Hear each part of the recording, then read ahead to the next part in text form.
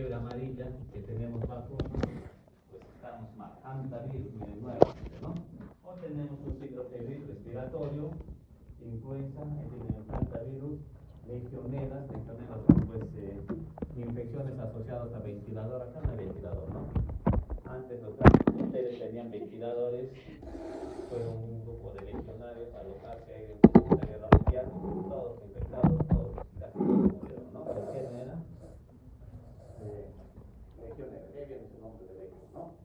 O puede venir un síndrome febril neurológico, síndrome febril isquémico neurológico, una meningitis, puede también dar eso, malaria cerebral. Hay muchas infecciones que de alguna u otra forma pueden asociarse a cualquiera de estos síntomas. En este tema sí van a encontrar en la literatura síndrome ictérico febril, síndrome ictérico febril hemorrágico, síndrome ictérico febril con compromiso neurológico. Pero en la mayoría de las veces nosotros asociamos los propios síndromes, ¿no? Discutíamos el caso de este paciente y decían, ¿y qué le va a pedir para mononucleosis? Yo digo, no, el mononucleosis es un síndrome, es un conjunto de signos y síntomas, donde hay fiebre reciente, odinofagia, adenopatía cervical, ¿no? Entonces, para descartar eso, yo tengo que pensar en Epstein-Barr, VIH, toxoplasma, citomegalovirus. Es decir, dentro del síndrome de mononucleosis infecciosa hay muchos agentes etiológicos, entre ellos los hepatitis virales, ¿no? Entonces no puedo pedir un examen para descartar mononucleosis infecciosa. Ese es un síndrome, ¿no? Entonces, tenemos que, ¿ya? Entonces, ¿cuál es el problema en sí? Uno, cuando tenemos un caso de estos, pues no es aislado, ¿no?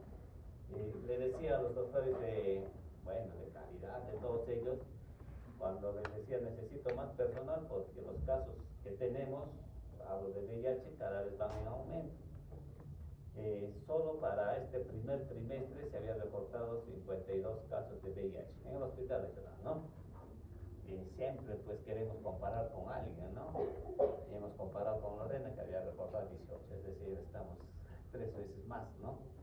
Y decíamos que falta personal, en vez que nos aumente, nos quita, ¿no? Porque ha habido un despido masivo, creo, de personal. Y me decían, pero doctor, algo fácil, si usted sabe que no le vamos a dar personal, mejor baje sus metas.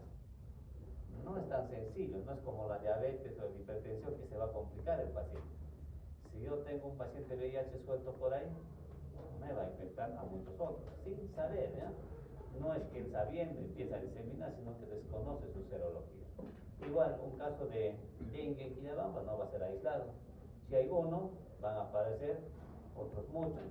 Sarampión, si fuera con una enfermedad como una diabetes no transmisible, hay sarampión en Puno, ya pues no, ya se complicará el paciente, se morirá y terminará ahí, pero no, sino que esta infección se disemina, ¿no? Entonces, el problema que tenemos es, aparte de la clínica, la epidemiología, ¿no?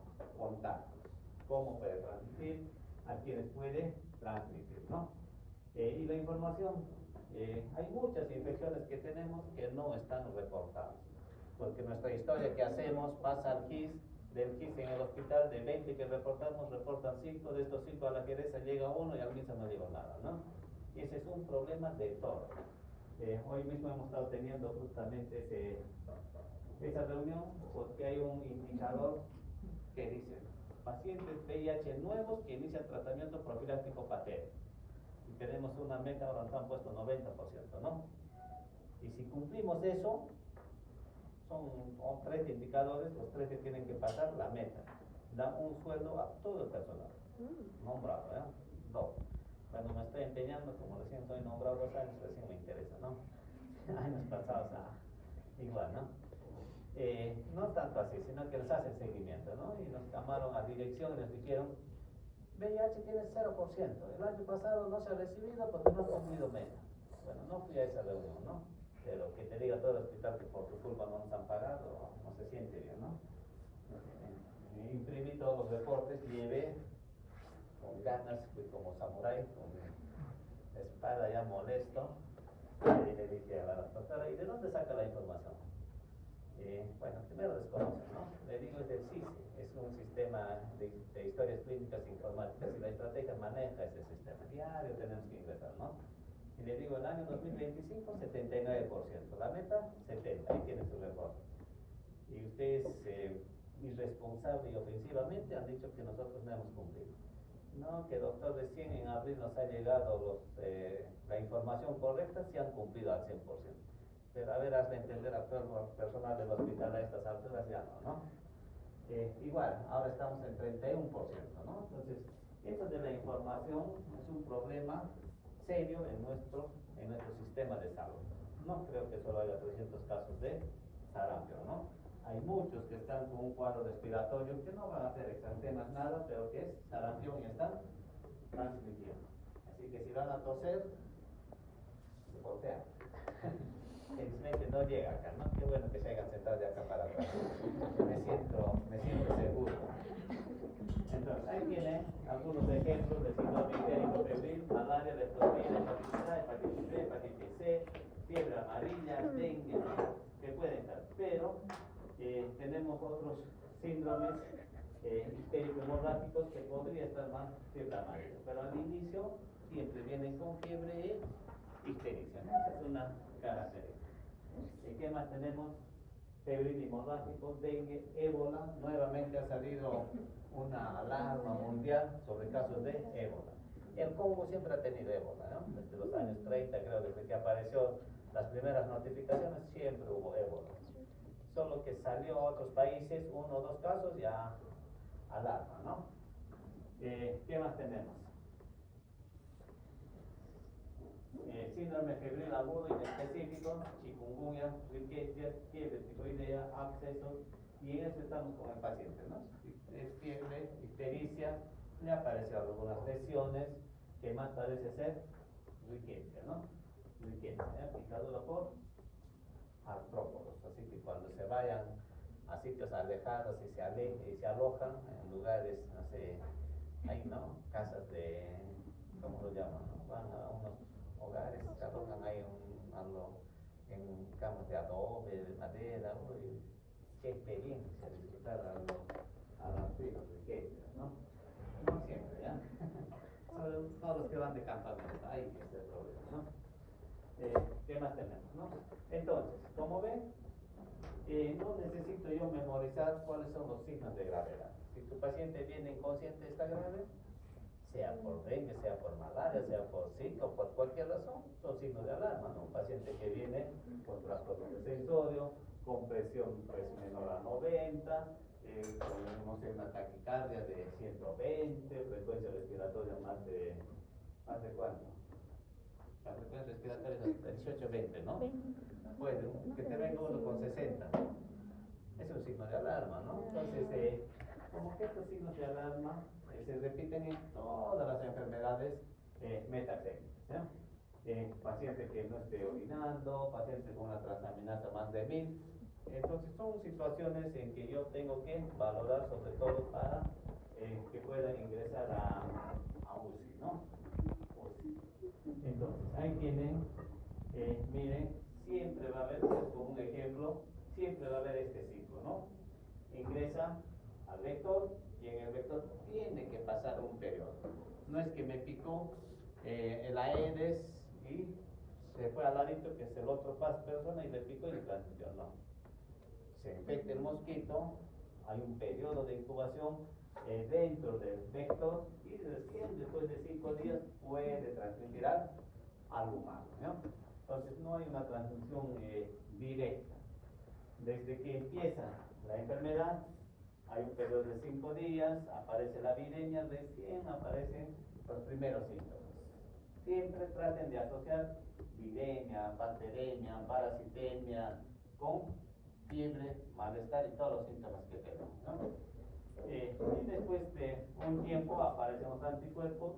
Miren, los anticuerpos generalmente empiezan a aparecer al 5.º día. Después del 5.º día recién puedo pedir yo ELISA, IgG y IgM, ¿no? Que se va a estar repitiendo en todas las enfermedades que nosotros hayamos tenido. Dengue. ¿Alguien ha tenido dengue? ¿Nadie? ¿Nadie? hija, pues vayan a Quillabamba y experimenten. Tienen que experimentar. Bueno, transmitido por el flavivirus y el género Aedes, ¿no? Los Aedes es el vector que trae la mayor cantidad de enfermedades. Viene un Aedes y le dice, a ver doctora, ¿qué quiere? Aquí está mi menú. Quiere dengue, quiere zika, quiere chikungunya, oropuche, mayaro, fiebre amarilla, a elegir, ¿no? ¿Puede transmitir 2 o 3 infecciones a la vez? Sí puede. Entonces el dengue, si es que no saben qué marcar en un vector, probablemente acierte con dengue o con Aedes, ¿no? Obvio que para el examen no viene pues lo común, viene lo otro. ¿Quién transmite malaria? Plasmodium es el parásito, el mosquito, el zancudo, como lo llaman. Anófeles, ¿no? Anófeles, ¿no? Cuando terminamos la residencia, en Lima pues nos juntan a todas las sedes, ¿no? Todos los sedes están ahí en fila y empiezan las preguntas, la masacre y todo, ¿no? Y es uno de los asistentes más serios nos dice, a ver, similitud de transmisión de VIH con malaria, ¿no? R3 pues alucinas con toda la fisiopatología, ¿no? Entre tanta cosa, todos jalados, ¿no? ¿Quién transmite malaria? No, pues no sé. ¿Y el VIH? No te dices. Bueno, es tanto así que la última norma técnica de ITS dentro de un síndrome ha incluido síndrome de descarga rectal, así como norma técnica, porque es muy frecuente ver eso, ¿no? Bueno, ustedes que han rotado ya por el servicio, ya saben cómo es la situación, ¿no? Hoy estuvieron los 4 residentes y entró Fer, ¿no? Siempre hablo de Fer porque tengo cosas curiosas, ¿no? No conmigo, ya sé, ¿no? Claro, el residente sentado, Fer, todo atendiendo a Fer, le paso la historia para que haga la receta, ¿no? ¿Está haciendo? Me asustó y le mira. ¿Te llamas Federico? Le dice, ¿no? Se llama Federico, pues su nombre, ¿no? Recién se dio cuenta como que era una reacción espontánea del presidente, ¿no? Que no debía haber ocurrido, pero pasó, ¿no? Así que hoy día también vino Fer y sentar y dijo, ¿no? Uno se dio cuenta, los demás pasaron tranquilos, el que hizo la receta, quería preguntar si era cierto o no, pero ya no. Entonces el dengue, pues mire, 100 millones de casos por año.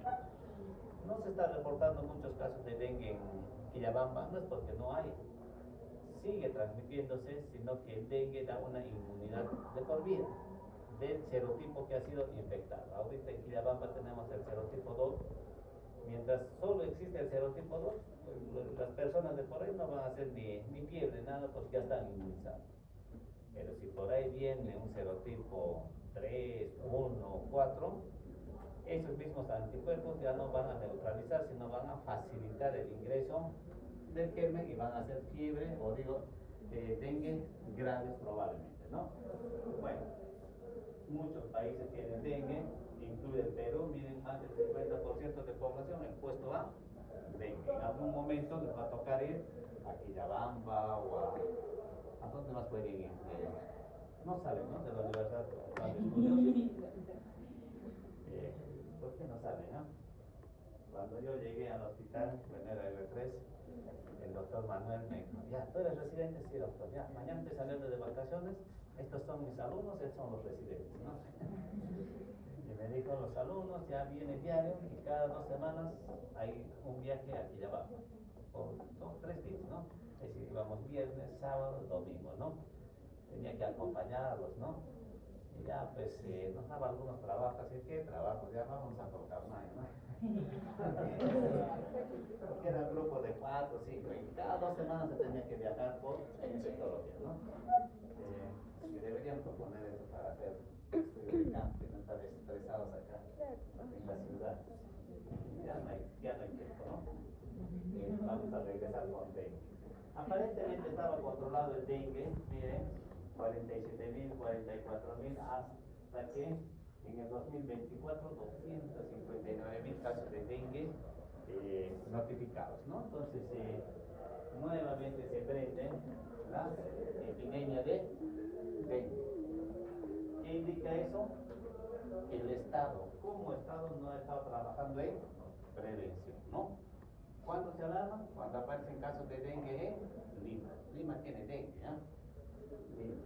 Solo así. Mientras esté en el interior del país, nadie dice nada, así como el ébola, mientras esté en el Congo, todos calladitos, todos tranquilos, ¿no? En Cusco, dengue, pues tenemos Quillabamba, Pichari, Mega Antonio, hasta Maranuda, ¿no? Maranuda ya está un poco más alto, pero se han presentado casos de Maranuda, P1, toda la convención está llena de dengue, ¿no? Entonces, 4 serotipos, 1, 2, 3, 4. En algún momento apareció un serotipo 5, pero dijeron que no, que es una variante de la 4. Así que hasta el momento solo se conoce 4. ¿Quién es el principal reservorio? El humano. ¿A quién tenemos que fumigarlo? Al humano, ¿no? Porque fumigamos a los aedes, que somos nosotros los que los transmitimos. Ellos solo son vectores, ¿no? Así que los tendremos que fumigar a todos, ¿no?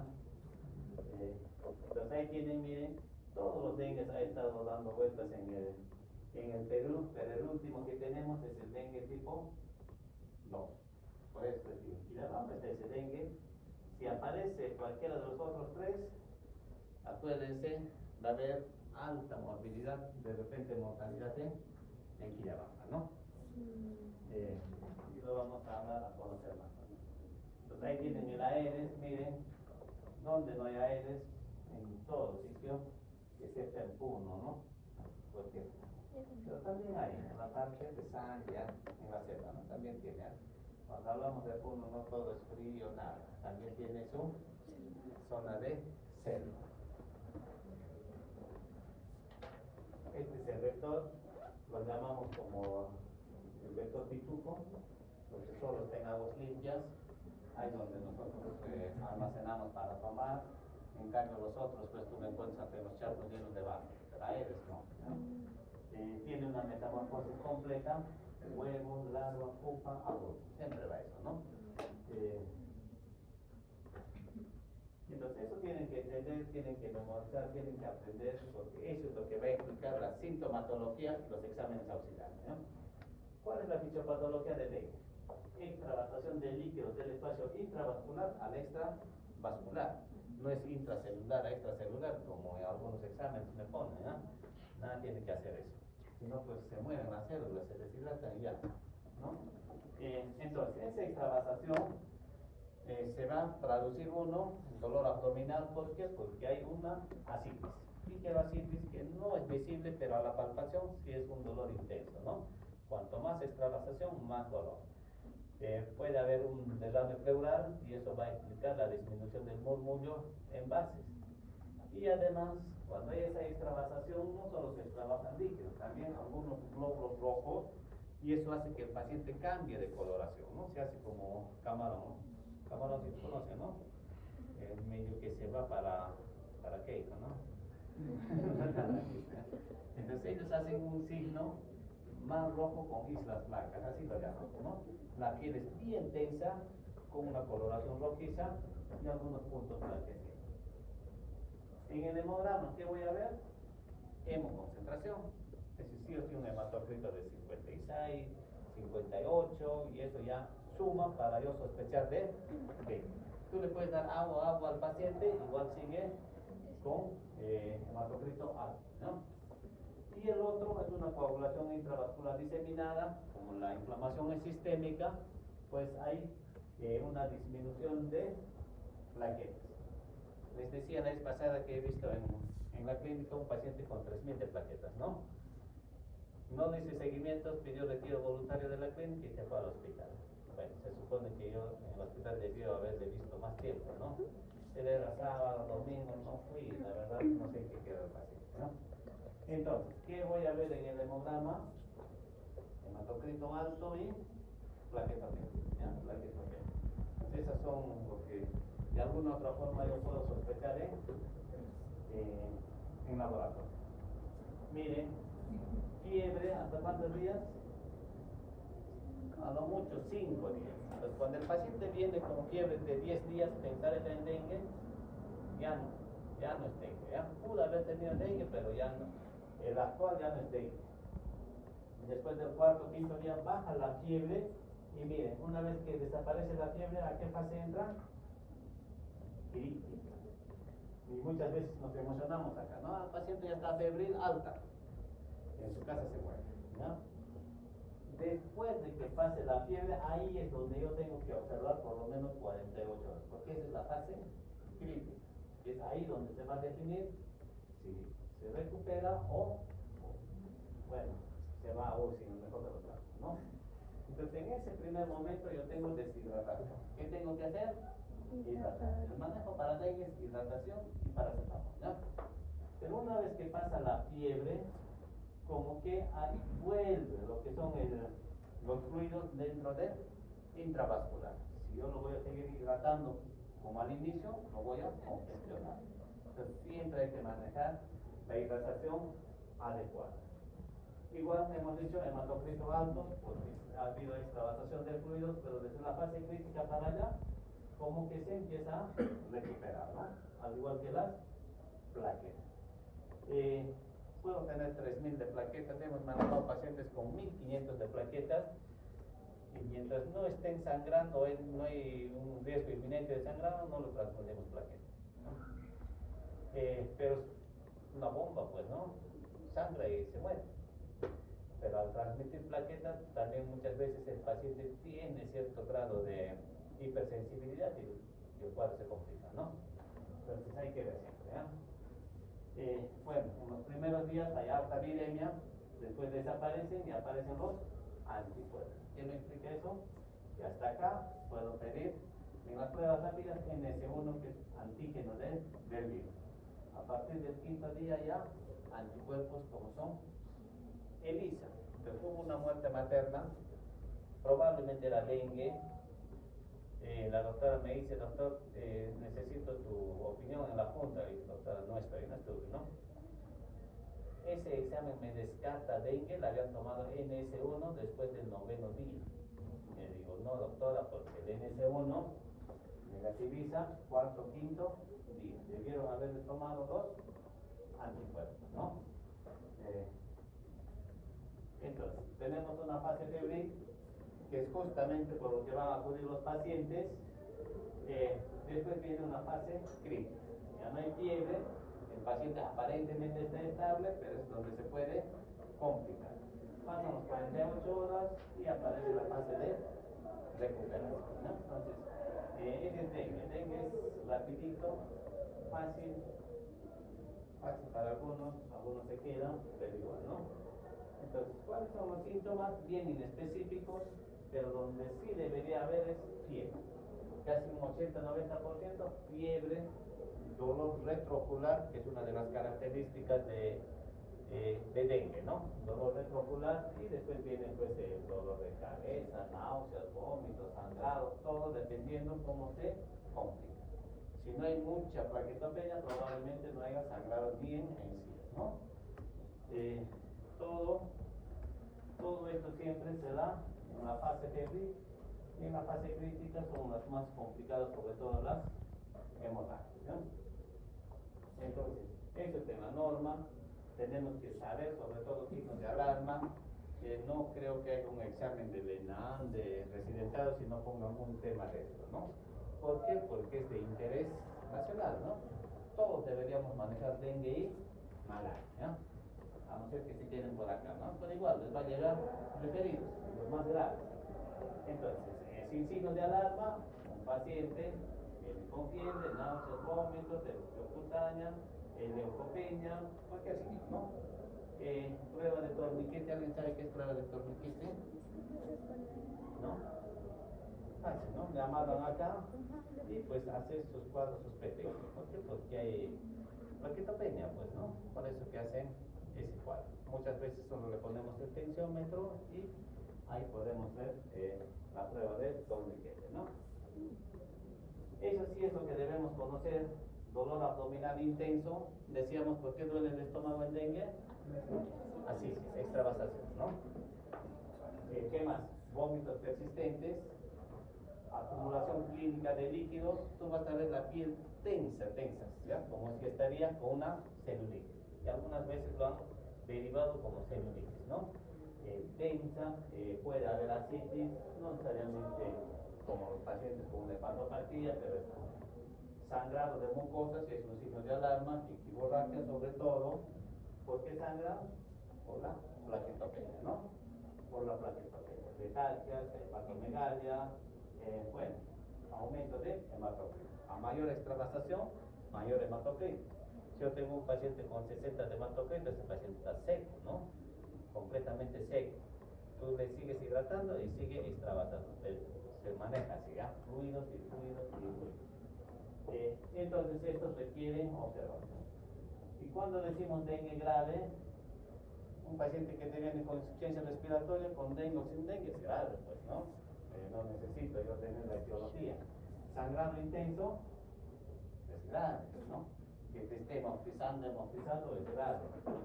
Que tenga unas transaminasas de más de 1000, grave. Que te venga con alteración de conciencia, otros órganos, es grave. Ni siquiera es necesario memorizar eso, sino solo tener criterio, ¿no? Solo criterio y decir dengue grave. Entonces estos son los tres escenarios. Como ven, ya no hablamos de dengue hemorrágico, pero siguen hablando de dengue hemorrágico. Yo ya creo que al inicio ni yo ya estudié eso, ¿no? Eso es muy antiguo. Pero como un maestro dijo dengue hemorrágico, los internos le siguen y le siguen y le siguen, ¿no? La clasificación, sin signos de alarma, con signos de alarma y dengue grave. Esas son las clasificaciones. Entonces ahí tienen, como en cualquier otra enfermedad, 90% asintomáticos, un 5% con signos de alarma, 2-4 graves, ¿no? Entonces, ¿qué dice la población? Yo me he curado mi dengue con agüita de coco. No es que el agüita de coco la curó, sino que estaba dentro de este escenario, ¿no? Me escriben una doctora y me dice si tengo alguna bibliografía de cómo el coco previene el dengue. Yo le digo, no existe eso, doctora, esos son, ¿cómo podemos decir? Costumbres o de la comunidad, ¿no? Y ahora, ¿qué hago? Porque mi hijita ha hecho un experimento, un caramelo en base a coco para prevenir dengue, ya ha pasado, ya está en nivel creo que son, ¿no? Nivel departamental, imagínense que ha calificado eso, ¿no? Y ahora que iba a ir a la nacional, necesitaba pues bibliografía. Le digo, no existe tal cosa. Si el agua de coco ayuda en dengue, es porque es agua, pues, ¿no? Líquidos, nada más. Es como si estuviera tomando agua y obvio que la ayuda, ¿no? Y no, pues no va a haber eso, ¿ya? Lo interesante es que pasó de su colegio, pasó no sé qué grupos, hasta llegar a la departamental y ganar caramelos de coco, ¿no? Bueno, yo cuando estuve en mi salón, ya yo tomaba 2-3 cocos, ¿eh? Estoy dentro de cocos también, ¿eh? Y le decía a los niños, si me traen coco, les voy a dar papilla. Si en la tarde todos venían con su coco, ¿no? Como había harta papilla, ya les daba sus papillas, ¿no? Felices se iban los niños. Y tanto coco cansaba y al día siguiente ya, ahora, si quieren papilla, tienen que traer pescado. Pescados de todo tipo, como estaba ahí el río, por Brian. Así que se puede sobrevivir ahí adentro, ¿no? Comiendo todo lo que quieren. Había una norma que todos los hospitales deben tener un área especial para dengue, ¿no? Algo como, no sé, ¿no? El hospital regional no tenía protección, no, está en medicina y si pasa algo, pues ya, lo manejará de emergencia. Miren, paciente entra con signos de alarma. En horas se puede complicar con un choque compensado todavía y en horas shock hipotensión, en minutos pasa. Entonces no es que el paciente está tranquilo ahí sentadito, hay que observarlo, ¿no? La observación es directa, ahí sentado a su lado el paciente es con dengue. nos reclutaban a todos los residentes de infecto los meses de noviembre, diciembre, enero, febrero, todos ahí quitos, ¿no? Porque ahí tenían pues su reinvitorio, que era un coliseo prácticamente, donde había 200, 300 pacientes, ¿no? Y el residente tenía que tomar presión acá, presión allá, presión y tratar, ese era el trabajo, ¿no? ¿Por qué? Porque estos pacientes se complican en horas, inclusive minutos, no nos da tiempo, ¿no? No nos da tiempo. Imagínate, acá está con 60.000 de plaquetas y en horas están con 1.000, sangra y se murió. Por más que le transfundas, si empieza el sangrado, ya fue, ¿no? Entonces hay que estar observando, tomar exámenes, hemogramas 2 veces por día mínimo, pero en nuestro medio no, cada 72 horas, no hay insumos, que el CIS no cubre 2 hemogramas por día, cosas así. Entonces hay que tener en cuenta eso, ¿no? Con la defervescencia, recién uno puede decir dengue sin signos de alarma o con signos de alarma. Durante la fiebre todos están igualitos, compensados. Pasa la fiebre, ahí es donde se van a complicar. Entonces hay que tener bien la fiebre, ¿ya? No se emocionen si es que pasa la fiebre. Sí tiene que estar 48 horas. Entonces este es el signo, pintas blancas en marrón, hemos visto muchos casos en el hospital. Es interesante, esta piel está tensa, mira como una celulitis, pero tiene esos puntitos blanquecinos, ¿no? Más rojo con islas blancas, si ven eso, dengue, pues, ¿no? Fuimos a ver nosotros un paciente en emergencia y venía de 15.000, fiebre, ya había pasado la fiebre y tenía eso, ¿no? Lo destapo y digo, ese es dengue. Pero tiene una prueba que ha descartado, puede ser, ¿no? Pero igual sigue siendo dengue, ¿no? Por la extravasación de fluidos y glóbulos no duele, no está caliente, pero sí tiene esa apariencia, ¿no? Mayormente en abdomen y piernas. ¿Qué hacemos en el diagnóstico?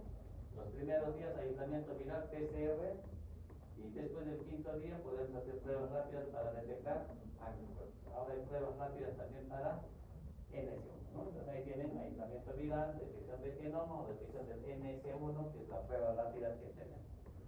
Eso dentro de los primeros 5 días. Si yo lo tomo NS1 al 9.º día, negativo, y es lo que han hecho con la gestante, ¿no? Que falleció.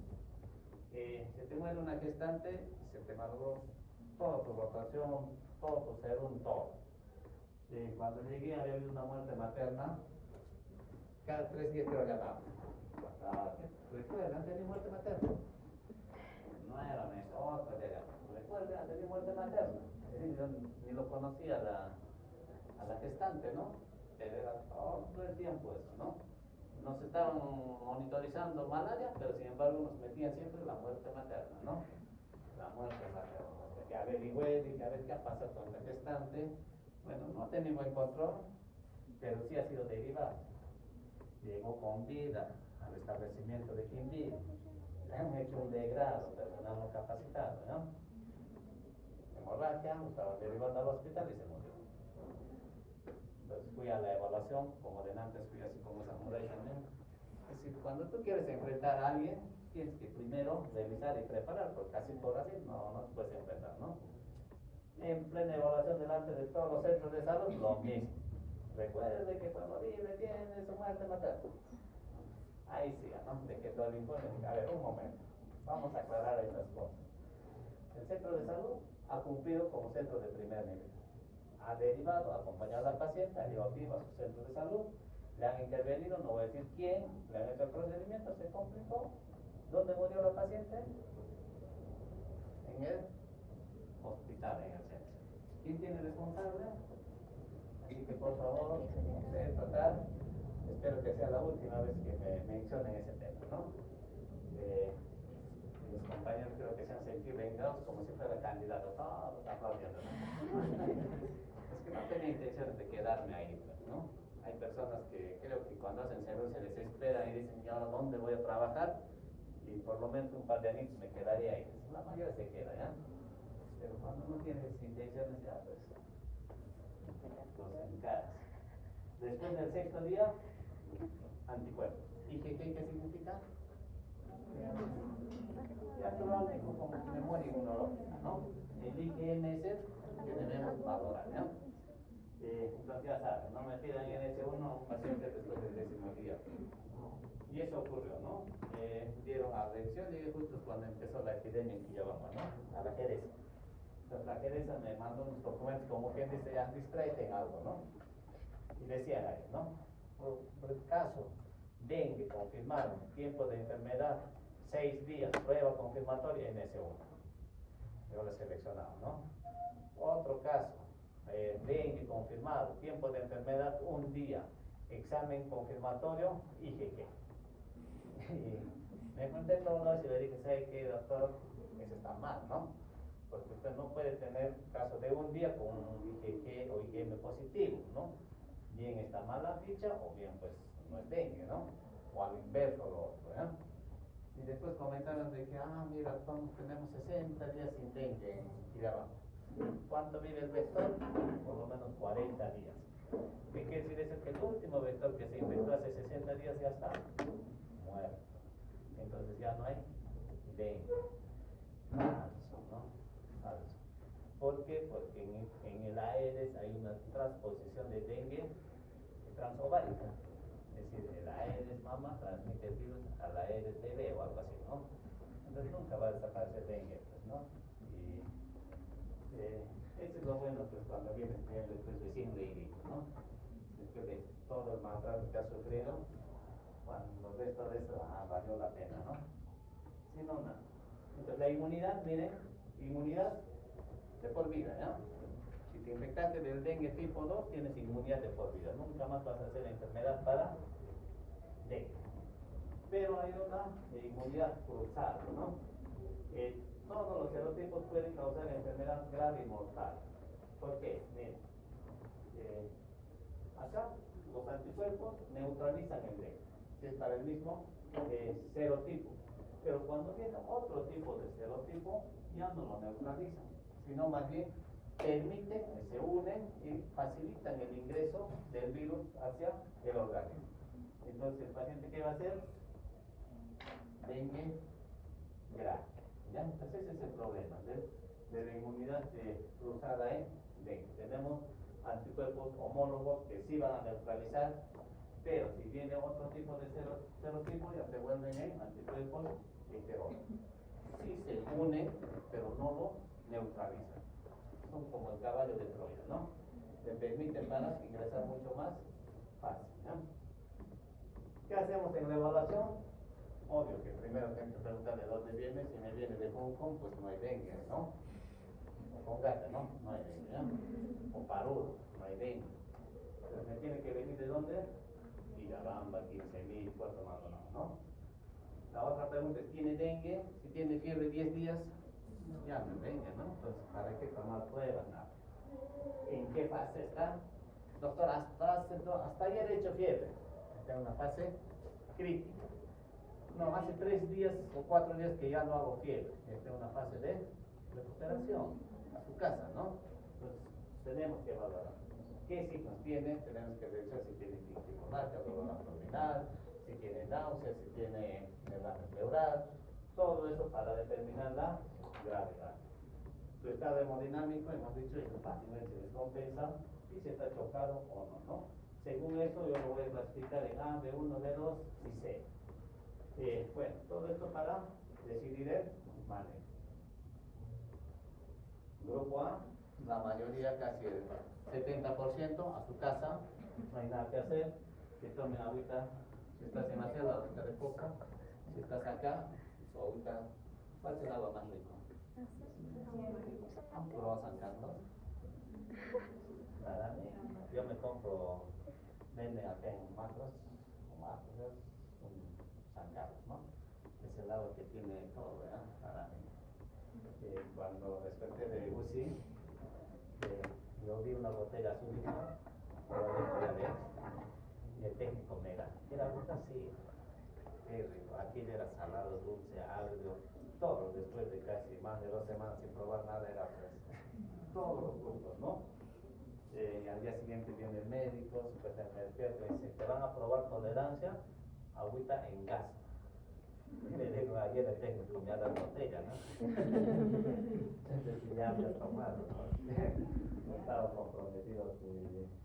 Mi conclusión, pues, ¿qué es lo que valoran, no? Después de eso. Desde ahí San Carlos para mí es San Carlos, pues, ¿no? El rico, ya, no, inclusive el rico, de todo se puede, a ver. Y es barato.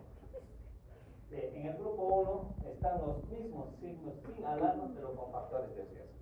¿Qué dice? La paciente no tiene casa, ha venido de 15.000, no tiene dónde quedarse y si le das de alta, ¿dónde se va a ir? A 15.000, ¿no? Entonces, ahí ya vienen los factores sociales y algunas comorbilidades. Gestantes, después puede haber un paciente diabético o adultos mayores, niños, ellos igual. No tienen signos de alarma, pero tienen factores de riesgo.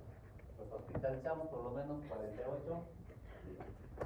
Con signos de alarma ya hemos dicho, vómito persistente, dolor abdominal intenso, puede haber una fibromialgia, todo eso, ¿no? Y es hospitalización. Y si es dengue grave, viene con trastorno de sensorio, con frecuencia respiratoria de, no sé, 30, 40, con transaminases más de 1000, ellos sí se van a UCI. Entonces, esa es la forma como nosotros hacemos un triaje, triaje, sirve para eso, ¿no? Entonces, ¿qué tenemos que hacer? Plan A, es decir, siempre sirve, ¿no? Si presentas estos síntomas, vuelve, ¿no? ¿Qué vas a hacer? Bastante líquido y en cama, no vayas a jugar porque un balonazo ahí y te va a hacer sangrar. Evitar, ¿qué dice? AINES. Evitar antibióticos. Yo me encontré al paciente con metamisol, ¿no? Metamisol y todavía dexametasona de ámpara, ¿no? Y siempre pues nuestra ceftriaxona que a todos nos acompaña. ¿El COVID qué era? ¿Virus? ¿Bacteria? Virus. ¿Pues qué cosa le dábamos? Antimaláricos, antiparasitarios, ¿qué más dábamos? Yo encontré, tengo almacenado muchas recetas, mero meropenem, vancomicina, fluconazol, ivermectina, así todo un abono como que dice, a ver si algo hace, ¿no? Y ninguno pues tenía eficacia. Yo mismo he participado en eso, porque aparecían estudios de antimaláricos, ¿no? Creo que era ¿no? Pero nada. Después apareció acitromicina, ¿no? A todos así, nada. Nuestros pacientes de VIH se han quedado sin targa porque el opinavir y ritonavir lo han asociado para tratamiento para COVID. Desapareció. Y al ver que no mostró ningún resultado, en 2 años nos los mandan ya con 2 meses para vencer. Cambie todo, que se va a vencer. Se venció, pues no es un problema, miles y miles de tabletas de cabeza, ¿no? Entonces, si va a necesitar hospitalizar el paciente, va a ser por esto. Por la hidratación. Nada más. Hidratación y su paracetamol. Otra cosa no hacer. Como ven, empiezo por 10 ml, en 2 horas le tomo la presión, si está estable, bajo a 5 a 7, vuelvo a evaluar en 2-4 horas, si está estable, bajo a 3.5, si está estable, lo dejo con 2.4. Entonces, en cada 2 horas, un promedio, tiene que haber una evaluación, sobre todo presión arterial. Saben tomar presión arterial, ¿no? Tienen que aprender, ¿no? A mí me enseñaron a tomar presión sin espejo, ¿no? Como en digital ya no necesito, ¿no? No, sí se puede palpar, ¿ya? Tú le palpas la arteria, te vas insuflando y se nota. Entonces, yo tomaba presión más con ese método que con el espejo, ¿no? Es sencillo, ¿no? Tú estás viendo el reloj, cómo va bajando y vas a ver que desaparece el pulso, ¿no? Y después vuelve a aparecer, ¿no? Es lo que hacíamos, pues imagínate tantos pacientes ahí que teníamos síntomas, pero desde interno me enseñaron eso. Dengue grave, ¿a dónde se va? A UCI, ¿no? Y en UCI, de repente igual, van para monitoreo y hidratación, solo que ellos empiezan con bolos mucho más fuertes, ¿no? De 20. Y después van disminuyendo, ¿eh? No se recomienda corticoides, no es bueno, y no se recomienda transfusión profiláctica de plaquetas. Si tu paciente no está sangrando o no hay riesgo de sangrado, déjalo ahí, ¿no? Deseamos al paciente que te muevas, ni te muevas, ¿no? No comas, no respires, ¿no? Porque ustedes saben con una plaqueta de 1500 hasta puede haber sangrados en las articulaciones, ¿no? Por eso que quietecito, hasta que pase. Y no va a durar ni 2 días, pues. La fase crítica es 48 horas. Es ahí donde tenemos que cuidar. ¿Y qué de la fiebre? ¿Qué damos para la fiebre? Paracetamol. ¿Puedo dar metamizol? ¿Por qué? ¿Qué es metamizol? Es un aire, ¿no? Pero la OMS ha aceptado metamizol vía oral. ¿Ya? Mira, el uso de dipirona parenteral está contraindicado, pero la OMS ha aceptado el uso de dipirona oral, es decir, metamizol, ¿no? ¿Han visto metamizol vía oral? Antalgina, ¿no? Mi mamá es hincha de la antalgina y una vez se me ocurrió, le da, no sé, siempre es antalgina, metamizol. ¿Ya? Es interesante la antalgina. Con razón, pues te bajaba la fiebre, el dolor, todo, ¿no? Porque era metamizol. Entonces no se debe administrar diclofenaco, naproxeno, nada de eso, ¿no? Así que hay que tener en criterios de alta. De lo más obvio, que tolera la vía oral, que esté bien, todo, nos interesa dos. Uno, la tendencia ascendente del frecuencia de plaquetas, si estaba con 10.000 y después sube a 15.000 y su otro a 20.000, esa es alta, ¿ya? Pero 20.000 es bajo, pero nada, eso ya va con tendencia a subir. Y el otro, que esté 48 horas a febrero. Entonces tengo dos criterios, sobre todo importantes para dar algo. Lo demás, obvio que ya es obvio, pues tolerancia de vía oral, que van desde ausencia de fiebre y plaquetas es lo que me interesa, ¿no? Mejoría del estado clínico, biodesis normal, todo lo demás, ¿ya? Así que si en el examen no encuentro los dos, valoro, ¿no? Como en la definición de sepsis. Yo solo quería dos palabras: disfunción multiorgánica producido por infección. Vamos, ¿no? Si no encuentro esas dos palabras, pues me han podido escribir toda la hoja, nada, ¿ya? No me pueden poner, ¿qué sepsis? Es falla orgánica. No, pues hay sepsis grave, falla multiorgánica, otra definición, ¿no? Eso no puede ser falla orgánica, ¿no? Ya está revisado nuestro examen. Está muy bien, la mayoría tiene de 17, 18. Yo buscaba los de quito un punto y nada, no había. No había. Si sacaron a nosotros, yo se los pongo ahí tal cual, ¿no? No tengo por qué quitar. Y de repente van a subir un poco más porque hay trabajos todavía, pues, ¿no? Ya algunos creo que ya se aseguraron el curso y ya en la tercera van a venir por cumplir, ¿no? ¿O no? Tienen que sacar buen promedio, ¿no? Esos son los escenarios. Miren, escenario 1, no existe vector de la enfermedad. Nosotros somos escenario justo, injusto, no existe ni el vector de la enfermedad. Escenario 2, existe el vector, pero no hay casos de dengue. Y el escenario 3, otros, ¿no? Cuando yo hacía mi serum y llevaba era escenario 2. Había vector, pero no había dengue. El Brain era escenario 1, no había ni el vector ni enfermedad. Pero Furin era escenario 3, tenía vector y tenía dengue. Es decir, aquella era una bomba, pues en algún momento iba alguien a llegar con dengue y ya, ¿no? Salí de mi serum al año, se incendió, como quien dice, todo el Brain con dengue, ¿no? Así que solo estaban esperando que me vayan. ¿Sí? Diagnóstico diferencial, sí, chikungunya, malaria, leptospira, mononucleosis. Todo lo que puede ser fiebre puede ser diagnóstico diferencial, siempre y cuando el paciente sea de zona endémica. No es el que venga un paciente de acá con fiebre, de repente ictericia, y me esté descartando todo eso. No, eso puede ser una colangitis que esté generando todo eso, ¿no? ¿Hay vacuna para dengue? Sí hay vacuna. ¿En Perú están poniendo? Sí están poniendo. ¿Cuál es el requisito? Que hayas tenido dengue. Curioso, ¿no? Cuando apareció la vacuna allá en el 2013, después de casi 10 años de estudio, apareció pues ese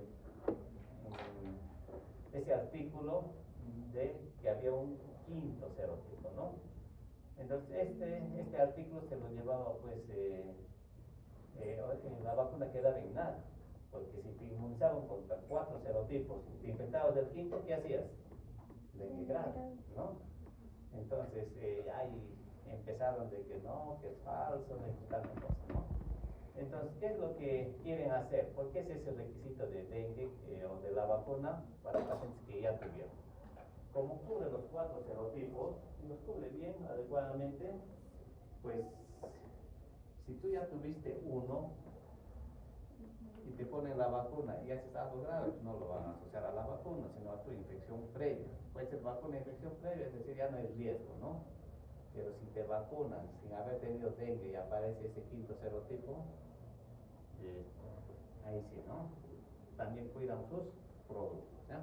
Cuando yo lo entiendo de este lado, porque no hay otra forma de explicar, ¿no? ¿Por qué tienes que tú acreditar que has tenido dengue para que te pongan la vacuna, ¿no? Pero sí hay, cubre los 4 serotipos, aunque la cobertura no es tan alta, ¿ya? Miren, en dengue tipo 1, miren, listas de dengue máxima, 41%, 45%, y el otro sí, 86%, ¿no? Dengue tipo 2, 21, 88, dependiendo, ¿no? Entonces, para que una vacuna sea adecuada, tiene que tener una respuesta por encima del 80%. Entonces, probablemente no me cubra el dengue 2, pero me va a cubrir los otros. Si me da el 2, si me complico, así por la previa que he tenido, ¿no? ¿Preguntas dengue? ¿Se entiende? Si no se entiende, igual pasamos, ¿no? Leishmania es otra enfermedad endémica en nuestro medio, es un protozoo que lo transmite el género Luxomia, ¿no? ¿Qué más transmite Luxomia?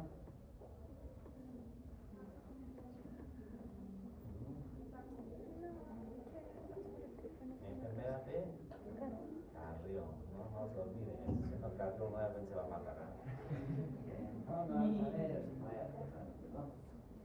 ¿Dónde está el reservorio? El dengue era solo humano. En cambio, la Leishmania es humanos, animales silvestres, domésticos, ¿no? Entonces, si van a la selva, van a ver perros ahí con su, comúnmente llamamos con sus armas, ¿no? Y eso es Leishmania, ¿no? Miren cuántos países en el mundo tienen Leishmania y Perú pues está bien pintadito, ¿no? No es que sean objetos, sino hay más de 5.000 casos, ¿no? Y desangrándonos por Leishmania. Miren los reportes, los que se reportan 48.000 o 4.800, 5.000, es decir, son al menos Leishmania cutánea, nosotros reportamos cantidad, ¿no? Y de ahí, ¿quién es el que reporta más casos? Cusco. Ahí tenemos Cusco, ¿no? Nuestro querido Cusco, lleno de Leishmania, ¿no? Igual, las zonas endémicas, todo el Valle de la Convención, y más cerca tenemos pues lo que es Valle de Lares, ¿no? Valle de Lares hay cantidad de Leishmania, ¿no? De este lado Coajipaca, de este lado Valle de Lares, del otro lado Quillabamba, y de más arriba Mano, ¿no? Es decir, todos estos pacientes confluyen en el hospital. Por eso tenemos estos casos, porque Cusco no tenemos ni el vector, pero sí notificamos casos, ¿no? Hay muchas especies, pero a nosotros nos interesa estas, ¿no? Leishmania brasilensis, que es la mucocutánea, y la peruviana, la cutánea, ¿no? Puede uno dar el otro, sí, pero mayormente están asociados a eso, ¿no? La Leishmania, ya hemos dicho, transmitido por Luxomia, son pequeñitos, con su hábitat en B, andan medio metro a lo mucho, ¿no? Alguna vez nos dieron para cazar Luxomia, nos daban unas especies para aspirar, tenías que poner, no sé, dentro de los árboles, a 50 centímetros, un ventiladorcito que succiona, ¿no?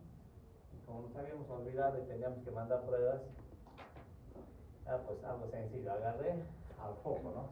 Todos los zancudos y mosquitos, ¿no? Eso lo enviamos como muestra, trabajo de campo. Casi nos botan porque no había todos los vectores.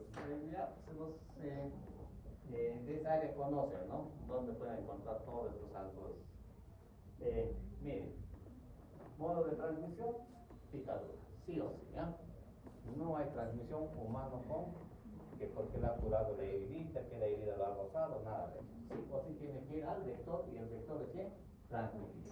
Y no es en el momento, no es que picó al que tiene herida y en la misma noche picó al otro, no. Sino hay un periodo de incubación en el vector. No existe transmisión hombre a hombre por nada, ni por vía sexual. Así que incubación, mire, 2 a 3 meses. Inclusive puede ser varios años. Yo pude haberme infectado con leishmania, hace un pequeño nódulo y quedó ahí, ¿no? Y después de muchos años se puede reactivar. Mayormente coincide con un golpe en esta zona y se empieza a ulcerar, ¿no? Y si uno no ha preguntado por sus antecedentes epidemiológicos, probablemente lo trate como algo traumático. Y sin embargo es leishmania, ¿no? Entonces, siempre es de dónde eres, dónde has viajado, ¿no? El reservorio, ese es el mayor problema de leishmania porque no lo podemos controlar, inclusive los animales selváticos. Esa es la leishmania cutánea típico, bordes redondeados, bordes sobreelevados, limpio, sin secreción. Algunas veces aparece el nódulo y como una picadura y desaparece. No tenemos leishmania visceral que tiene alta mortalidad. ¿Quién puede tener leishmania? Un perro. ¿Y qué hacen en el campo? Le echan aceite de cabra, ¿no? Pensando que es carne. ¿Han visto eso? No. Es que no saben. Ni aceite va a tirar, ¿no? Ahí en la continental se quedan porque hay mucho tráfico. Terrible tráfico, ¿no? Bueno. Silvestres. Acá a las mascotas se les puede tratar también, pero a los animales silvestres ya no, ¿no? Así que el ciclo, pues está ahí, ¿no?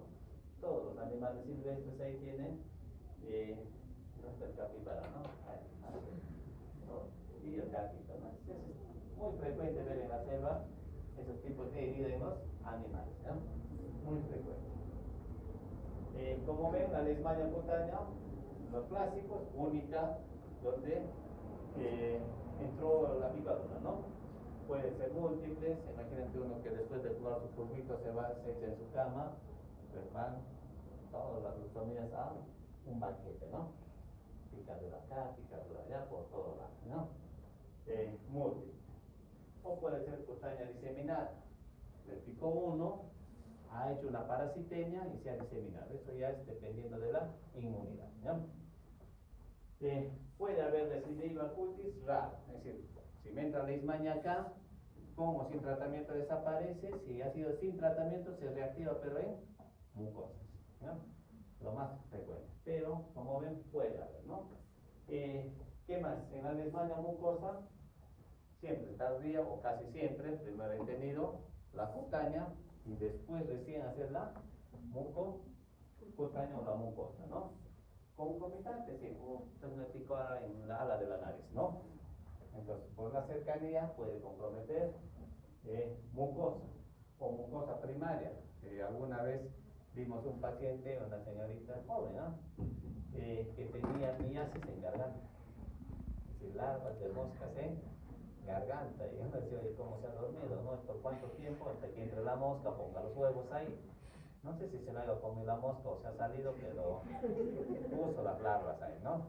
Y estaba cerca de la úvula y sí, saliendo los gusanos, ¿no? De la garganta. Así que cuando vayan a hacer su campamento, deben como así. Porque hay personas que duermen con la boca abierta, ¿no? Sobre todo cuando se embriagan, ¿no? Con la boca abierta. O mucosa indeterminada, ¿no? Está ahí la lesión. ¿Ha tenido leishmania? No saben. ¿Tiene cicatriz? No tiene. Probablemente puede haber sido un nódulo, desaparecer y reactivarse, ¿no? Entonces, esos son los dos tipos de leishmania que tenemos en nuestro medio. Y la visceral que no tenemos, pues mayormente asociado a Chagas, ¿no?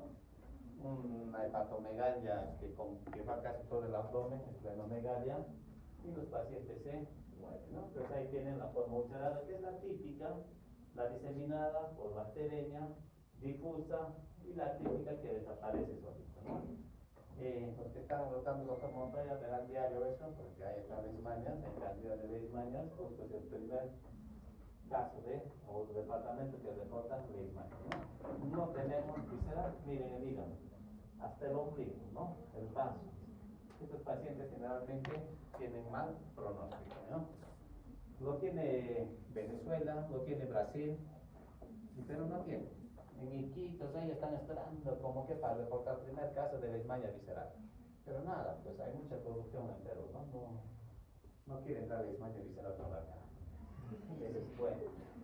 Estas son las características: punto de picadura, bordes levantados, indolora, no duele. Los pacientes vienen después de 1 año, 2 años, con 10, 15 centímetros de lesión. Les digo, oye, ¿y no te molesta? Es que el trabajo, anda postergando. Y mientras no duele, lo vendan y siguen trabajando, ¿no? Pueden formar costras, generalmente forman costras, lo lavan, se sale y queda un cráter, ¿ya? Ese es lo común. Ahora, si yo veo esto que está en secreción, es sobreinfección bacteriana. No es leishmania, ¿ya? No es leishmania. Siempre van a dejar cicatrices, y eso es frecuente. Cuando los pacientes me dicen, ¿has tenido alguna vez leishmania? Sí, de niño. ¿Dónde? Acá. Y van a ver la cicatriz que está, ¿ya? Siempre, eso ya es típico. En el pabellón auricular hemos visto pacientes que prácticamente se les ha destruido el pabellón, jóvenes, y les digo, oye, ¿no te has fijado? Para que pase eso, pues por lo menos 6, 7 meses, le digo. Que doctor, pensé que se iba a sanar. Está bien, has pensado que se iba a sanar, pero has pensado que se iba a volver a crecer, le digo, ¿no? Porque prácticamente quedan mutilados, ¿no? Y un paciente igual vino, le dimos ANCO, se curó, pero ya tenía pues, la parte superior del pabellón estaba recta, como si le hubieran metido un cuchillo, ¿no? Le dije, ahora doctor, ¿qué voy a hacer? ¿Por qué está desigual? Ya, pues hay que cortar el otro, ¿no? Porque crecer de este lado, imposible, nada, ¿no? Bromando. Entonces vemos en muchos lugares curiosos, diría yo, que un paciente va por urología por un supuesto neoplasia en el pene, ¿no? Hay cáncer a nivel de pene, sobre todo asociado a papillomas, ¿no? Viene el paciente y venía para que se le tome sus pruebas rápidas de VIH, sífilis, para que pueda entrar a cirugía, ¿no? A cirugía. Y le preguntamos de dónde es todo, y le digo, oye Eduardo, ¿no será leishmania? Le digo, no. Sí, doctor, lo sacamos una muestra. También un personal de laboratorio muy hiperactivo, diría yo, ¿no? Ya te sácalo, ¿no? Y bueno, solo escuché un grito nomás, ¿no? Y lo guaspó, y era leishmania, ¿no? Leishmania en el glándula, ¿no? Ya se lo estaba poniendo casi medio, ¿no? Medio glándula. Tratamiento de frente a la ronda, ¿no? Y justo coincide, llegan los de Hernando, ¿no? Es una ONG que apoya casos de malaria, ¿no? Creo que han venido 10 americanos, italianos, todos, ¿no? Se admiraron con los casos de leishmania que hay en Cusco. Pues Cayetano tiene 1 o 2, creo, y de esos 2 publican 10, 20 artículos, ¿no? Y en Cusco que hay tantos, ni un artículo, ¿no? Y casos, Carlos, sí, acá ahora tenemos un caso raro. A ver, ven, a los 56 años tenía paciente, ¿no? Ahí muestra de tu leishmania, se va. Claro, está un grito, ¿no? No, está en serio, le digo, a ver, los varones, sí, oh, interesante, ¿no? ¿Y cómo se ha infectado? No, estaba escribiendo el nombre de su novia, ¿no? Como se llamaba Margarita, pues mucho tiempo, ¿no? Ahí aprovechó el vector. Eso, por ejemplo, pues publicarlo por su lado gracioso y se puede asociar, ¿no? Ya, ¿qué más tenemos? Pues puede haber nódulos, es decir, muchas veces la leishmania ocurre así, ¿no? Empieza siempre con pápula, nódulo y después se pulsera. El paciente me escocía y me he rascado, ¿no? Entonces eso es clásico, ¿no? Pues ahí tienen las características: redondeada, indolora, bordes bien definidos, todo, ¿no? ¿Qué más? La mucocutánea mayormente es reactivación de la leishmania, ¿no? En la garganta lo que se ve ya destruye todo lo que es úvula, unas lesiones granulomatosas ya típicos para conocer, ¿no? ¿Qué es lo que compromete? Cartílago. Entonces el cartílago, el septum, va carcomiéndose, destruyéndose, y si el paciente no acude al tratamiento, desaparece todo el septum y la nariz se cae, ¿no? Por eso llamamos nariz de tapir, ¿no?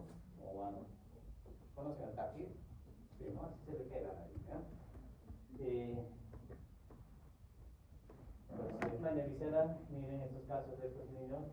Miren, este vaso ha pasado el ombligo inclusive.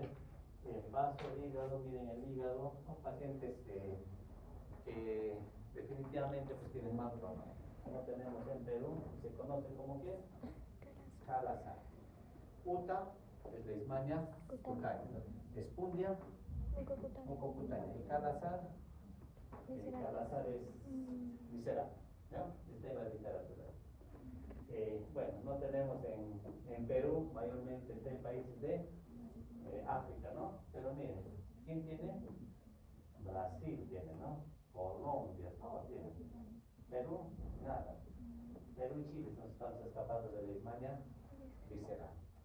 Algo debe haber que no debe, ¿no? Entonces, vamos a ver en malaria, por ejemplo, no tenemos falciparum infusco. Nadie se explica por qué, ¿no? ¿Cómo hacemos el de laboratorio? Tomamos un raspadito, protis, y vemos si son los amastigotes. Los promastigotes están en el vector, los amastigotes están en el humano. ¿Se puede cultivar? Sí, se puede cultivar o enviar a anatomía patológica. Métodos indirectos, ya no estamos haciendo intradermoreacción de Montenegro, le ponemos una sustancia intradérmica y se reacciona, es en este caso leishmania, ¿no? Dije que IgM se puede hacer, sí, y el IPI que nos sirve para confirmar en casos que no llegamos a un diagnóstico por flotis, es decir, tú ves la lesión, tú ves la úlcera, tiene relación epidemiológica, pero su flotis sale negativo, ¿no? Y puede coincidir con, no sé, se aplican un ácido de baterías, esas cosas, ¿no? Y para eso tomamos IPI, inmunofluorescencia indirecta. ¿Cuál es el tratamiento? Ahorita estamos dando antimonado de megonina, que es el glucantine, muy tóxico. Teníamos estilos de gluconato que tanto hemos rechazado, nadie sabe lo que tiene hasta que lo pierde, ¿no? Todos decíamos, no, glucantine, que brasilero, y ahora los pacientes no toleran, prefieren recibir ANFO, que es muy tóxico, a recibir glucantine, ¿no? El estilo gluconato era bien tolerable, ¿no? De segunda línea, anfotericin B, sobre todo para casos de fracasos, casos de mucocutáneo. Nos llegó miltefosine, nada, ni cosquillas a la leishmania, pero llegó en un momento, ¿no? Como ven, tenemos paramomicina, dapsona usamos para lepra, el tratamiento para lepra, ¿no? Pero no usamos, nos quedamos con, en este caso, ahora antimoniato y anfotericin B. La dosis, 20 miligramos por kilo día, por 20 días, ¿no?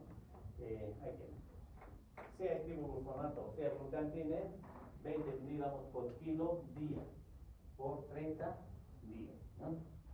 Endovenoso, hay una presentación intramuscular. Le pondría, ¿no? Al que nos ha enviado esa muestra 20 días ahí intramuscular atrás, se hace absceso, ¿no? Son 20 miligramos, se imaginan 20 ml, meter acá todos los días, no creo, ¿no? Bueno, me imagino que pensaban que era, ¿qué cosas se ponen ahí? Siliconas, ¿no? Siliconas de estimogluconato, de glucantine, ¿no? Se ponen los varones, ¿no? Teníamos una licenciada, limitada físicamente, pero trabajaba, ¿no?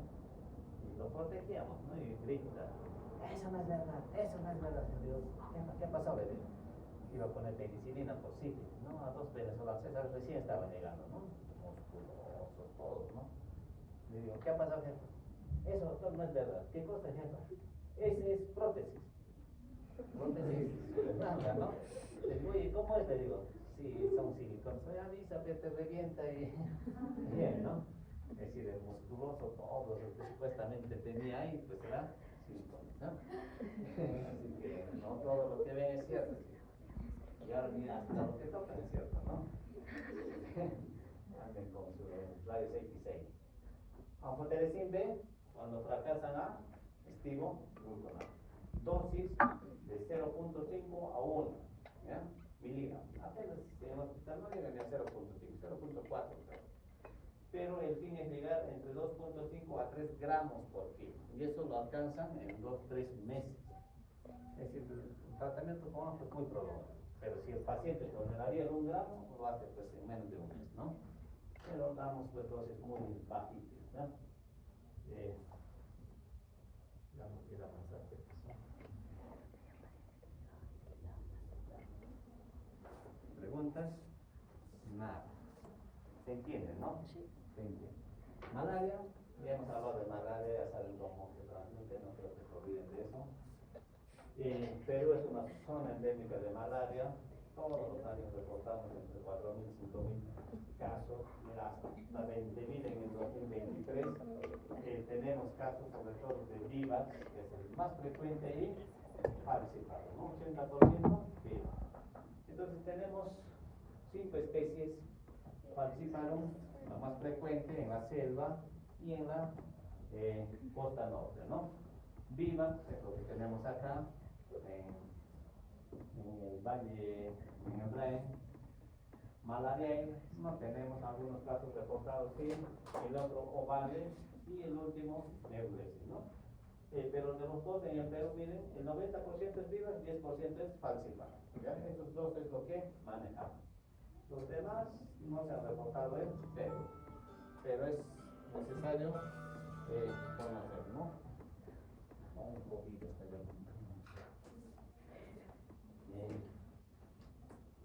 Entonces, cuando hablamos de la gente, en malaria sí tenemos muchas formas según a su ciclo de vida, ¿no? Tenemos leucocitos, esquizontes, melosocitos, gametocitos.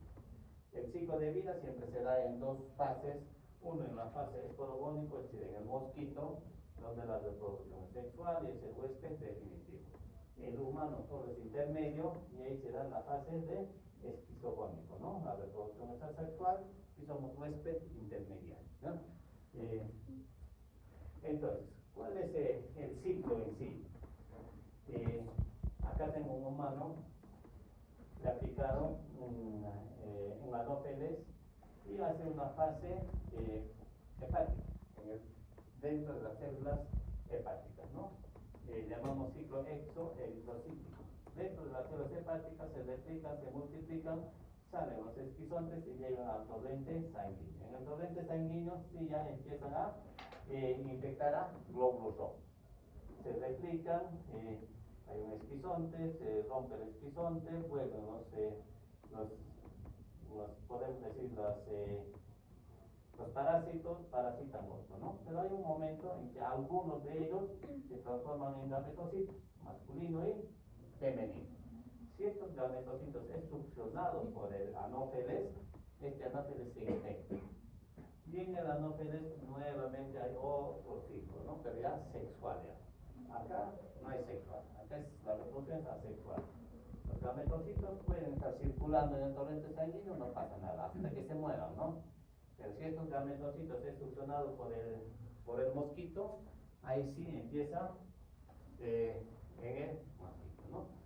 Entonces, como ven, Plasmodium falciparum es el que da más complicaciones, hay mayor mortalidad, pero el que de alguna otra forma va a quedar en forma latente es el virus. Es decir, yo puedo tener malaria viva por el tiempo que estuve, ¿no? Hace poquito entré nuevamente al REN y pude haber regresado con mi malaria. Yo reportaba 14 a 15 casos cada semana de malaria. Un problema, ¿ya?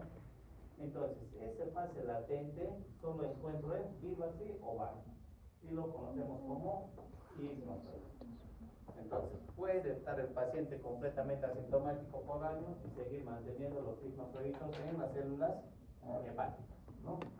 Los demás no tienen. Falciparum no tienen, por eso que el tratamiento acá es 3 días y acá es mucho más prolongado. Esos son los anófeles. ¿Quién trae el problema? Anófeles hembra, siempre. Los machos no. Los machos son vegetarianos, pura hierba. Ahí está, ¿no? La hembra consume sangre justamente por la reproducción, porque pone huevos. Los machos no pican, ¿ya? Nosotros hacíamos IPHM, así se llama la actividad, es decir, salíamos con nuestras truzas, los varones, nos sentábamos y esperábamos que venga el anófeles, ¿no? Se asentaba, empezaba a mover su alita, hacía cosquillitas, ¿no? Entonces había uno que ya estaba con su tubito para succionar, ¿no? Con su manguerita lo ponía, succionaba a la botellita. Entonces teníamos que contar cuántos capturábamos en una noche. Y eso se llamaba índice picadura hombre-noche, ¿no? Te ponías, yo al inicio dije, ¿cómo voy a hacer eso? Es loco, ¿no? Es atentado, es un increíble, ¿no? Pero te vas acostumbrando porque ves al técnico hacer, dije, ya, pues no. Nosotros ya, porque la otra, se echaba, dije, ya pueden hacer lo que quieran, ¿no? Entonces, como poca ropa sabe, ¿no? Entonces, nos íbamos al campo con nuestro pollo, creo que hacíamos la actividad 2 horas y después ya ahí disfrutando de las fogatas, ¿no? Entonces, no sé si es que ahora les permitan, nosotros hacíamos el ITH, ¿no? En una hora no les miento, capturábamos como 40, 50 días, era no creíble, así que teníamos que partirlo para 2 días, 3 días, para no estar haciendo, ¿no? Entonces, si alguien enviaba una muestra en donde encontraba un macho, era un memorable, porque el macho nunca iba a picar, ¿no? Solo la hembra, ¿no? La hembra. Teníamos sobre todo el pseudopuntipenis y el darwinis, lo que tenemos ahí en la cena, ¿no? Entonces ahí tienen huésped definitivo, ¿quién es? Mosquito. Huésped intermediario, humano. En el huésped definitivo hay una fase esporogónico, es decir, vía sexual, y en el humano la reproducción es asexual. 2 fases. Hepática y eritrocitaria, ¿no? La transmisión, picadura de anófeles. Hembra, transfusión de productos sanguíneos, por eso cuando te vas a donar sangre te dicen, ¿has ido a zonas endémicas? Respuestas con linocioides, ¿no? Trasplante de órganos, hay transmisión congénita, en laboratorio están manipulando en este caso los aires que hemos, o los anófeles que hemos enviado, muchas veces lo tienen que chancar para ver al microscopio si hay cromastigoides, ¿no? Y eso le salpica en el ojo y ya pues te infectó de malaria. Intercambio de jeringas en la selva, ¿no? Allá el polvo es barato, así que no necesitan jeringas, ¿no? Entonces, la sintomatología en malaria ocurre, ¿no? Invasión de los parásitos a los eritrocitos. ¿Cuándo produce síntomas? Cuando rompen los eritrocitos. Como rompen, hay una parasitemia. Como cualquier parasitemia va a dar fiebre, ¿no? Fiebre, ¿no? Entonces, cuando se produce la lisis, ahí es donde empieza a producir la enfermedad, ¿no? Entonces, ¿cuál es la alteración en el eritrocito? Ustedes saben que el eritrocito es flexible para pasar por los capilares, cambia de forma fácilmente, ¿no? Pero cuando está infectado por malaria, pierde su elasticidad y como que se atascan como en la continental, ¿no? Los cabos. Por ahí, importante tomar la muestra en sangre capilar. Ahí tomamos la gota gruesa porque hay mayor concentración de parásitos, ¿no? Citoadherencia. Estos glóbulos rojos se adhieren, ahí se pegan, es decir, no circulan, ¿no? Y el paciente pues definitivamente va a tener cierto grado de debilidad porque ya no hay transporte de oxígeno y peor aún, todos estos glóbulos rojos van a producir hemólisis. Hay anemia y a la vez hay ictericia, un glóbulo rojo que es el grupo M que al rizarse va a producir ictericia, ¿no? No hay transporte adecuado de oxígeno y el poco oxígeno que tenga el glóbulo rojo se lo utiliza el parásito, ¿no? Y aparte pues, de que pueda liberar toxinas, ¿no? Entonces hay hemólisis, hay bloqueo capilar que pueden ser trombos, vasodilatación, defectos, todo esto es las complicaciones de malaria, ¿no? Bueno, en el vaso, infarto, hígado, insuficiencias, hemorragias, puede haber malaria cerebral, que es lo que complica y puede estar asociado a mortalidad. Glomerulonefritis, es decir, donde yo encuentre capilares muy delgadas, por la congestión de glóbulos rojos va a haber complicaciones, ¿no? Siempre, ¿no? Pues ahí tenemos, nosotros conocemos pues ahí malaria terciaria maligna, malaria terciaria benigna, malaria cuartana, ¿no? ¿A qué se refiere eso? El ciclo, por ejemplo, de Vivax es cada 24 horas. Desde que entra el glóbulo rojo, pasa 24 horas y se rompe. Es decir, coincide con el tercer día las manifestaciones clínicas. Fiebre, malestar, todo, ¿no? Y cada 3 días hace, por eso se llama terciaria. Y como no mata, es terciana benigna. El falciparum es terciana maligna. Es decir, el mismo ciclo, pero puede complicar, ¿no? El malaria ya también se rompe cada 72 horas y coincide con un cuarto día, cuartana, ¿no? En cambio, el Neblesi, pues, que no lo tenemos acá, se repite cada 24 horas, ¿no? Debe ser muy virulento eso.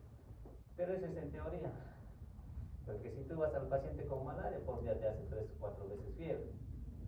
Porque cuando te pican, no te pica uno, te pican dos, te pican en la mañana, te pican en la tarde, te pica al día siguiente. Y cada picadora hace su ciclo.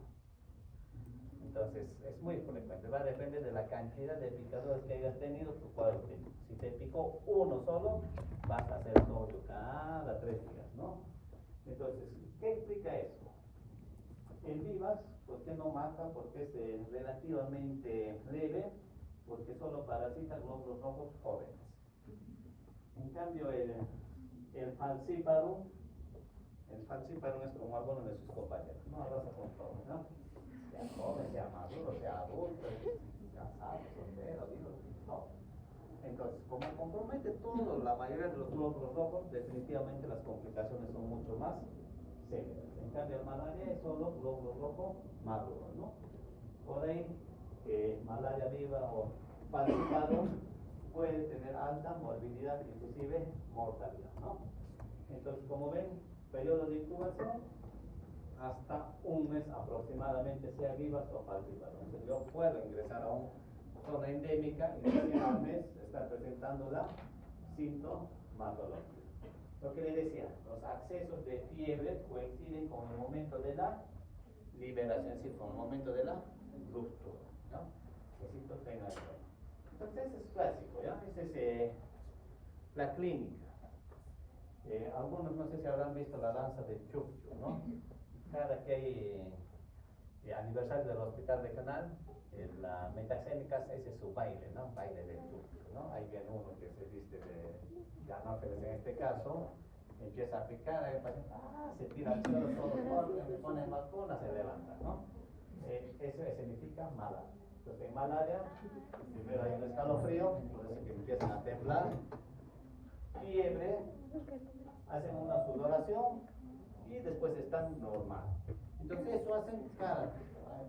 Como coincide, muchos hacen solo en la tarde, otros hacen en la mañana, otros hacen 2 veces por día.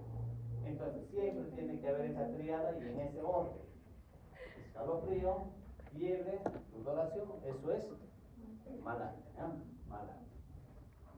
Bueno, falciparum se complica, uno ya sabe, porque parasita todos los glóbulos rojos y puede comprometer pues, riñón y cerebro, ¿no? Entonces, 3 fases, fase fría, caliente, húmeda, todos coinciden con él. Estos paroxismos coinciden con la liberación de merocitos, con la ruptura. ¿Qué más tenemos? Nada, ¿no? Mire, falciparum vivas ovales se replica cada 48 horas. Entonces, el cuadro clínico debería aparecer al tercer día, por eso es terciario. Pero eso les dije siempre y cuando sea una sola picadura, ¿no? Pero ahí no, pues nadie va a comer solo, ¿no? Van en mancha siempre. Y malaria cada 72 horas se llama la cuarta, cada 4 días, ¿no? Entonces ahí tienen falciparum, terciana maligna, viva, terciana benigna y malaria cuartana, ¿no? Teoría, ¿ya? No esperen que hagan su fiebre cada 3 días, eso no va a ocurrir, a no ser que les pique único, ¿no? Los síntomas, escalofrío, fiebre, sudoración, eso sí o sí va a estar. Como va a haber ruptura de glóbulos rojos, el paciente va a estar con anemia y ictericia, ¿no? No hay.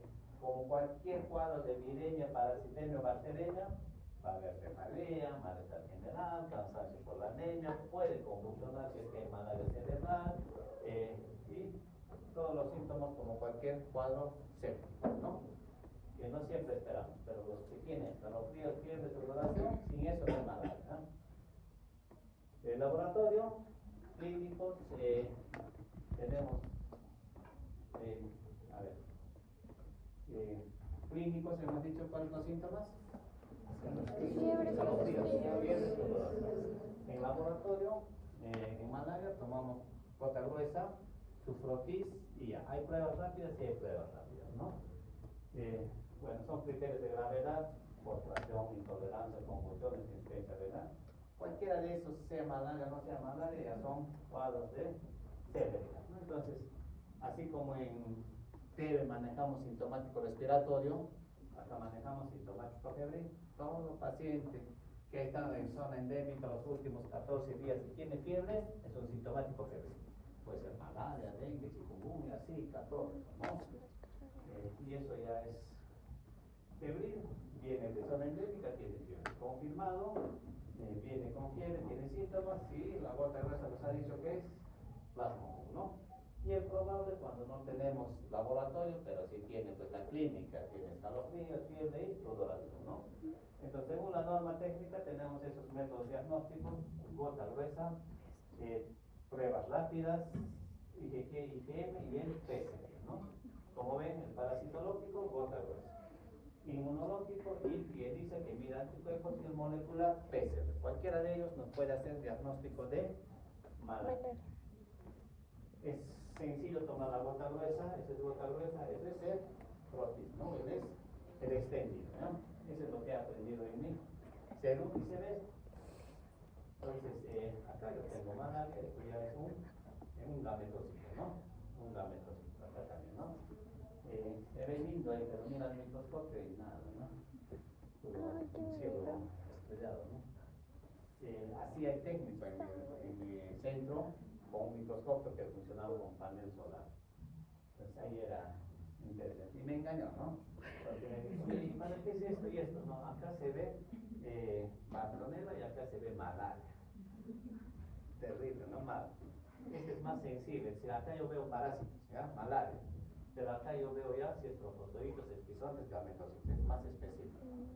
Pero he mirado directo acá, ¿no? Me imagino que ha aprendido mal y ve acá. Si hubiera empezado a ver acá, muchos casos de malaria que se nos ha ido hubieran sido diagnosticados.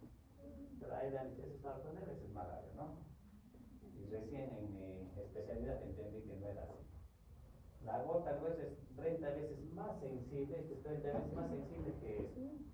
Este es mucho más específico, ¿no? Si hubiera sabido ese en cero, las cosas hubieran cambiado, ¿no? Pero como no me han enseñado así, le he creído al técnico. Pruebas rápidas, sencillo, le tomas una gotita, le pones acá y fácilmente maneja. No es aplicable en nuestra zona. ¿Por qué? Porque como hay tantos casos de malaria, muchos ya tienen anticuerpos y eso va a reaccionar, ¿no? Eso es para lugares donde no hay casos de malaria, ¿no? Y las técnicas ELISA, IgG, IgM para malaria, que también lo tenemos. Y ya no quería ni las diapositivas porque es harto. Ahí tienen para distraerse todo una semana. Malaria, ¿no? ¿Dónde está?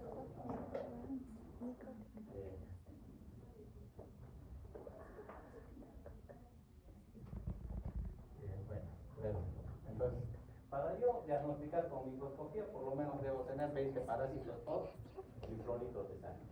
Para las pruebas rápidas, miren, 100 parásitos, ¿ya? Y para el PCR 0.01 parásito. ¿Cuál debería ser el examen ideal? Ese es. Porque el problema de malaria es que hay muchos portadores asintomáticos. Pueden fumigar todo, desaparecer todo, mientras haya humanos que son huéspedes intermedios con el vector, va a seguir malaria, ¿ya?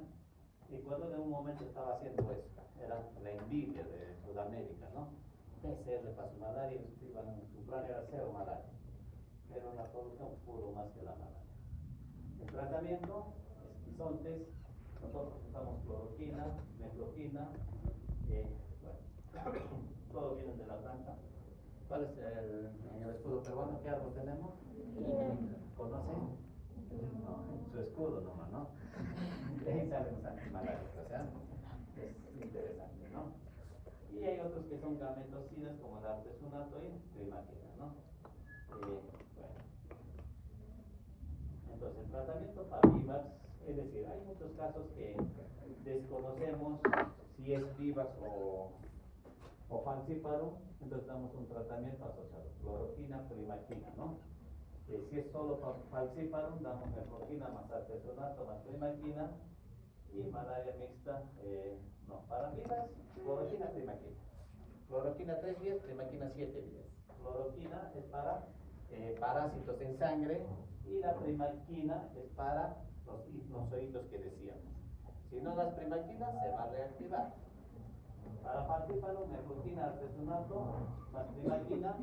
Y para mixta, pues mefloquina, artesunato, y si no mejora, le agregamos su primaquina, ¿no? Ahí tiene, este es lo que damos, tienen que aprender cloroquina más primaquina. Primer día 4 tabletas de cloroquina, segundo 4 y después 2. Y la primaquina sí, cada día 2 tabletas, ¿no?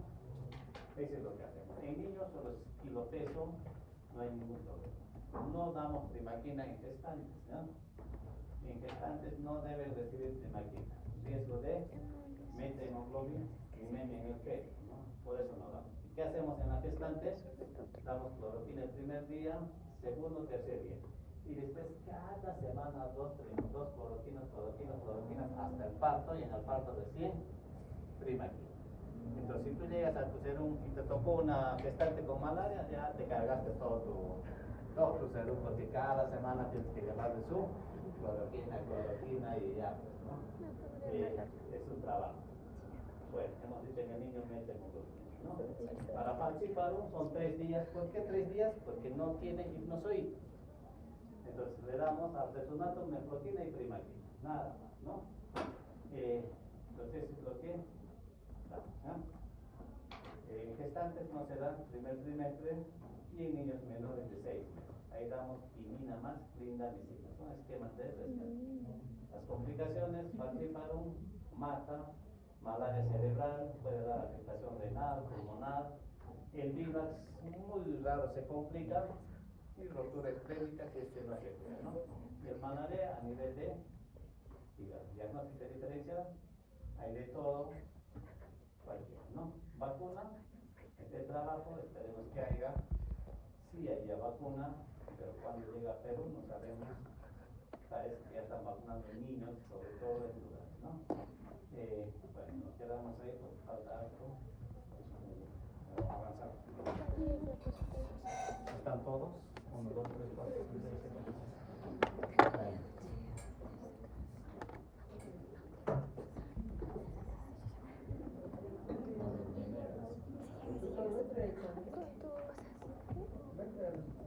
Sí, sí.